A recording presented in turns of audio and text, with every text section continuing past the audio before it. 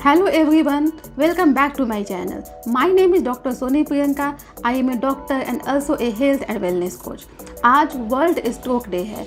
हर साल 29 अक्टूबर को हम लोग वर्ल्ड स्ट्रोक डे मनाते हैं। इसका मेन एम होता है कि हम आपको स्ट्रोक के बारे में अवेयर कर सकें, इसके क्या रिस्क फैक्टर होते हैं, किसको स्ट्रोक होने के ज़्यादा चांस होते हैं और आप इससे कैसे बच सकते हैं। हर साल वर्ल्ड स्ट्रोक ऑर्गेनाइजेशन के द्वारा एक थीम सेट किया जाता है। इस साल का थीम है प्रीशियस टाइम और हम पूरे साल इसी थीम पे वर्क करते हैं और इस साल का थीम बहुत इम्पॉर्टेंट है। इसका मतलब होता है कीमती समय।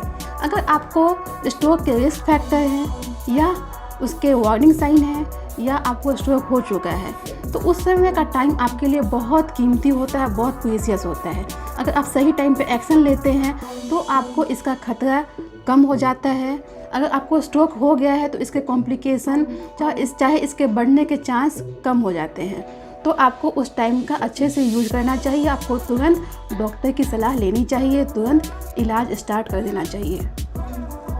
तो जानते हैं कि स्ट्रोक क्या होता है। स्ट्रोक में आपके ब्रेन का कुछ हिस्सा ब्लड सप्लाई नहीं मिलने के कारण काम नहीं कर पाता है।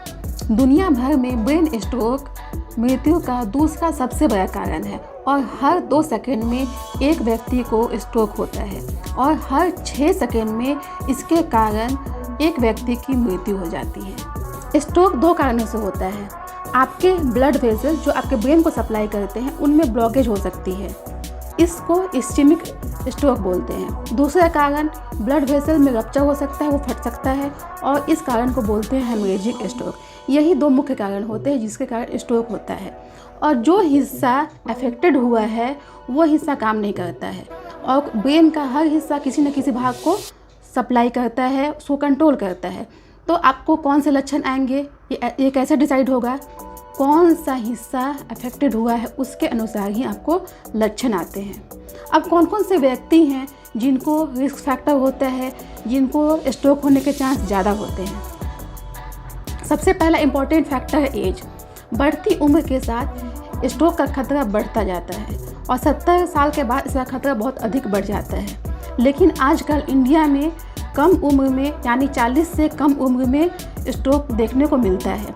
5 स्ट्रोक के मरीजों में से एक यंग एज का मरीज होता है जिसकी उम्र 40 से कम होती है। दूसरा है कि मेल को ये ज़्यादा होता है फीमेल की तुलना में। फिर अगर आपको डायबिटीज़ है, हाइपरटेंशन है, आपका लिपिड प्रोफाइल गड़बड़ है या आप स्मोकिंग करते हैं या आप ब्लड थिनिंग एजेंट पे हैं या आप ओरल कॉन्ट्रासेप्टिव लेती हैं तो भी आपको खतरा ज़्यादा होता है। और जो ओबेज लोग हैं उनको भी ये खतरा बहुत होता है। तो इन लोगों को विशेष ध्यान देने की आवश्यकता होती है। जिनकी एज ज़्यादा है उनको भी विशेष ध्यान देना चाहिए। अब बात है कि रिस्क फैक्टर तो हैं, हम क्या कर सकते हैं? तो आप अपने डिजीज़ को कंट्रोल करें। जैसे आपको डायबिटीज़ है तो उसे कंट्रोल करें, हाइपरटेंशन को कंट्रोल करें, वेट को कम करें, आइडियल वेट में आए।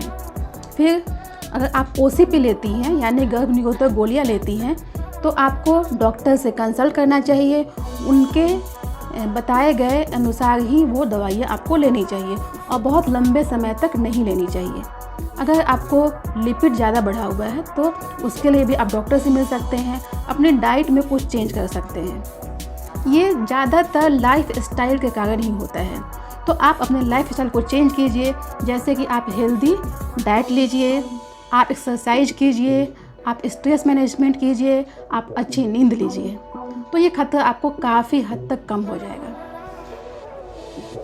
अब एक इम्पॉर्टेंट चीज़ है TIA यानी कि ट्रांजिएंट इस्चेमिक अटैक। इसका क्या मतलब होता है?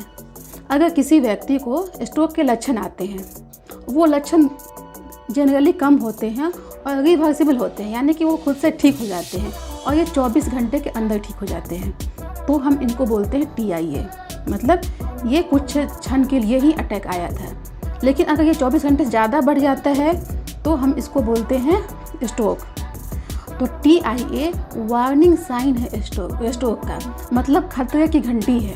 आपको अलर्ट हो जाना है, आपको तुरंत डॉक्टर से मिलना है और आपको ट्रीटमेंट स्टार्ट कर देना है, तो आप स्ट्रोक से बच सकते हैं। तो आज आपने जाना कि किन किन को स्ट्रोक के चांसेस ज़्यादा हैं, कौन कौन लोग हैं जो अपने लाइफस्टाइल को ठीक करके स्ट्रोक से बच सकते हैं, और आपको इस पे वर्क करना चाहिए और आपको रेगुलर चेकअप भी कराना चाहिए। तो ये था आज का टॉपिक स्ट्रोक को लेके। अगर आपको ये वीडियो अच्छी लगी है तो इसे लाइक करें और मैक्सिमम लोगों को शेयर करें, ताकि ये मैसेज सबके पास पहुंच पाए और सब लोग अपने लाइफ स्टाइल को चेंज कर पाएँ और एक हेल्दी लाइफ स्टाइल जी पाएँ।